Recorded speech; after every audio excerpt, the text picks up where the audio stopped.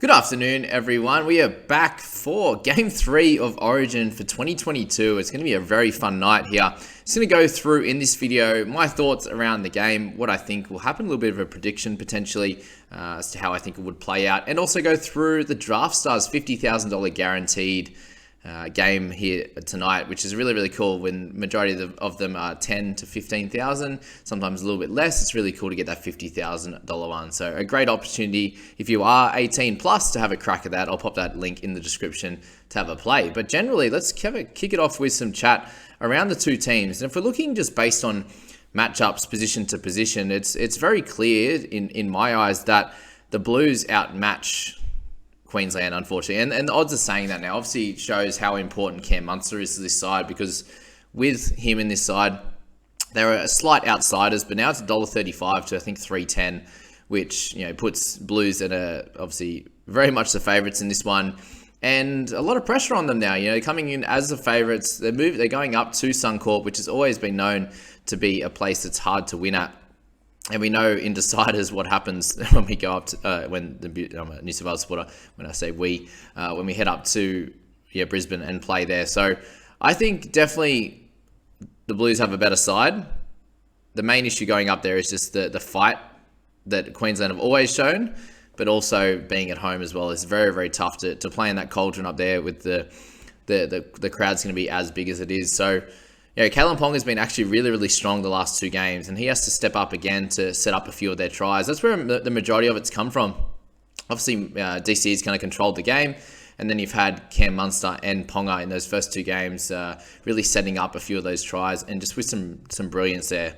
And you saw in that first game, you had guys like Selwyn Cobbo, Pat Carrigan, Ruben Cotter. Obviously, him being out again is tough, but Cobbo and Carrigan obviously were great in that first one, and they have to step up again, I believe, to meet the standard of the Blues outside backs and pack, where I feel in that game too, the To'o and Tupou really dominated out of field position there, which didn't happen in the second game for guys like Cobbo, Corey Oates and the like. So in this one, the biggest difference in game two was Matt Burton's kicking game, and obviously that big spiral torpy kick, which really helped. The Blues gave them another option. Obviously, they made adjustments in general anyway, with Cleary having a little bit more time, and then Burton kicking a bit more, Luai having one or two kicks as well. So they had the three options, which is great for him. And the biggest one was obviously that sin bin just before halftime. So really, given if that wasn't in that game, I think it was a lot closer. So the $1.35 for Blues, I think, is a little bit understated. I think that the Maroons are a lot more in this than the betting suggests. Even without Munster, they do have enough firepower around DCE and Ponga to be able to do it. And if you think about it, they've got Tommy Dearden in at 6 now, and he's played terrific football this year for the Cowboys. Obviously, a team led by Chad Townsend, and really just held together nicely by a young Tom Dearden, who's great in defence and really does a job. So it'll be very interesting to see how many minutes he plays. They do have some options in this game. So they have obviously Harry Grant on the bench. They have Ben Hunt in at 9, as he has been. But there's a chance, I think, that when Harry comes on, that Hunt will stay on the field. I think he probably deserves and should play the 80 minutes. We saw what he did in Game 3 last year, really taking it to the Blues and setting up tries and scoring them himself and doing a great job. So I feel like he should be on the park for the 80. And whether that means Tom Dearden goes to the bench, depending how he plays. If he's doing super well, I think they keep him on there. But if he's not, I feel there's a chance that he's the one that goes off to the bench. Hunt goes into the halves, given he's pretty well, I think, in the lead for Dally M's this year. Obviously in a Dragon side that hasn't been amazingly well, and he's had to carry a little bit. But the good thing with the Maroons this time is they have options, I think, and forward pack's great. You've got Lindsay Collins, who's back and in form, which is great. Papali'i's been scoring tries lately. You've got Capewell. Just Jeremiah Nanai in the starting side is probably their weakest link at this point. Like, I love him, obviously, being a Cowboys fan, but he's super young. And then you have someone like Tom Gilbert, who's super young as well, on that bench, which has served them well. It was great in that first game. They're going to need plenty of output from guys like Arrow and Carrigan off the bench, in my opinion, though. If you look at the impact from guys like Bolo and Crichton that they can have off the bench, Talakai did a solid job last game, and you've got Damien Cook, matches up nicely with Harry Grant there. I feel like the 9s are very similar on both sides. Hunt and Coruscant. You'd say Hunt's obviously ahead at this point with what he's done in Origin for sure, but then you've got Harry and Cook, who are both very similar. Isaiah Yeo and Tino, obviously very different players, but showed that very similar leadership. And the rest of the guys, Cam Murray and Kate Well, guys that have done this for a long time now. And Trbojevic was a big difference maker last game. I just definitely think it's not as lopsided as people are thinking. Yeah, with again, if that didn't happen at the end of last game, in the middle of last game, the reason they scored all those tries in the back end was because the Maroons were so cooked from all the extra efforts they had to put in with only having 12 guys on the park. I know it's 10 minutes, but it's a long time in footy. So that's my general thoughts around this game. I think it will be a lot closer than people may think. If there is a blowout on the Blues side, I would be very surprised. So I'm tipping back to one of those lower scoring games, like an 18-14 that we're used to seeing in Origin. Especially like if we see a game with no sin bins, for example, I can see the game being that close.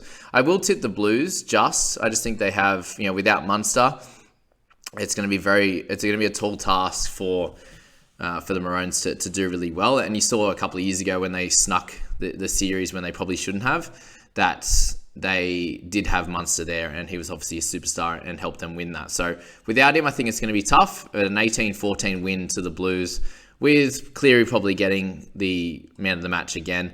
Someone like Tedesco, I think, could sneak it as well, and how good Burton was last week. I can't see Burton doing having the exact same role and impact, just for the fact that the Maroons will know how the game plan is set up for someone like Burton and how they're going to use him. So I think they'll be able to game plan against that effectively. And you saw how good their plan was in that first game. There were some adjustments from the Blues, and that worked out nicely, even though it was a back and forth game for the first half. And I think that both teams will make some adjustments again, and Burton might not be as effective. I see Isaiah Yeo and Cam Murray having some really great games as well. So that's my general thoughts there on the game. We will move to Draftstars now. And I think there's 4 guys that you could select in the outside backs for this game here. And that starts with Tedesco, Burton, and To'o. I think are all really solid ones. Brian To'o is a very easy one for me to select at 15,500. A lot cheaper than the 2 above. And as obviously average higher, but just generally, we know what he can do in these types of games, running for 200 meters. The tackle breaks are obviously more important in Draftstars than they are in normal NRL fantasy at the moment, with it being 3 points. Burton's kick meters were obviously great in that first one, but he had a perfect game and got 56. To'o had a good game and got 77. So I think Brian's the man to play there. If you want to go Ted and be real safe, and get a 50 odd, which is generally where he scores in Origin, then that would be a decent one. But then lower than that, I think you just got to go with someone like Daniel Tupou at 9,800.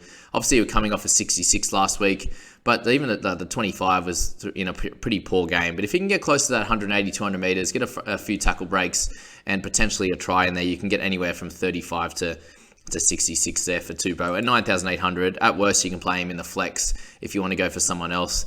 Ponga's had 2 amazing games and hasn't scored well in fantasy, and hasn't really scored well all year across the board. So Ponga's one of those guys that you could chuck in as a cheeky one, but I think there's safer guys across the board there in this one. All right, in the halves and orcas, I just think you have to pick Cleary. There's no real other option there. He's scoring 87.8, got 108 last game, got 67, as I said, in that first game. He didn't play that well. So in Origin, he does everything. Has to do a lot, obviously. Kicks the goals. Just has, obviously, plenty going on. The kick meters is what the big one is here, and the tackle breaks in Draftstars fantasy, which is great. T&Cs had 2 really good games fantasy-wise, which he always does anyway, no matter who he plays for. So he's going to be a solid one if you want to pick up him. And there's a big drop-off. You got guys like Cook, who coming off the bench is going to score a little bit lower, unfortunately. So I'd be steering clear of him. In terms of starters, you got Ben Hunt, and I said there's probably a little bit of a risk that you could take this week in thinking there's a chance that he plays 80, but I definitely think it's a risk. Jerome Luai had a better game in round 1 than he did in game 2, so either way, at 13,000, he's a solid one that you could pick up if you wanted to, but I think Cleary is just the clear best choice. DCE second, and really just daylight to the rest of the guys. I don't think it's worth picking any of them in your flex, to be honest. I'd rather go for like 2 more expensive outside backs and then go Tupou as a forward. In terms of as a flex. In terms of your forwards, you got guys like Cam Murray, who didn't have an amazing game as I would have hoped last week. Isaiah Yeo was much better in his outing with that 50, but I think there's probably some better options there with Pat Carrigan continuing to dominate and play big minutes and go through plenty of work. He's a must-have in my opinion, getting still big minutes off the bench in both of those outings. You got Tino, who had a lighter game last week, so he's a bit of a risk in this arena. Obviously, if it's a closer game, then those middles are going to do well. which I think it will be this week. You know, Kurt Cable's always solid at that cheaper price down there at 11,800. And then you've got some guys that are going to get those mid-20s kind of efforts there with limited minutes. So guys like Papali'i, Collins, Junior Polo there, and guys like Crichton and Arrow are going to get minimal minutes off the bench. You could play around with someone like Jeremiah Nanai, who is a chance of getting some big minutes on that right edge for the Maroons there. But there's also a worry that he only plays about 50 minutes, considering he hasn't played any big minutes in the past for the Blues. You can go for someone like Jake Trbojevic. You want to feel a little bit safer, getting somewhere around that 40 to 50. But someone like Cam Murray or Isaiah Yeo can be the ones to really push past that 50 barrier. But there really isn't a lot. So Carrigan's a must-have, and then you could play around with how much extra cash you have, whether you take a risk on Liam Martin, you know, having that odd good game that he does, whether you go a little bit lighter with guys like, you know, Collins or something and hoping that they happen to get some bigger minutes. But generally, that's my thoughts on Origin this week. It's going to be fun to play around with this team myself. I will be playing definitely probably 2 games. Again, I've got 29 in the account, so I'll top that up and get a couple of games in there. I wish you guys all the best of luck and I hope you enjoy that game. I'm going to have a lot of fun tonight. And yeah, that's it. We'll catch you in the next few videos, guys. See you later.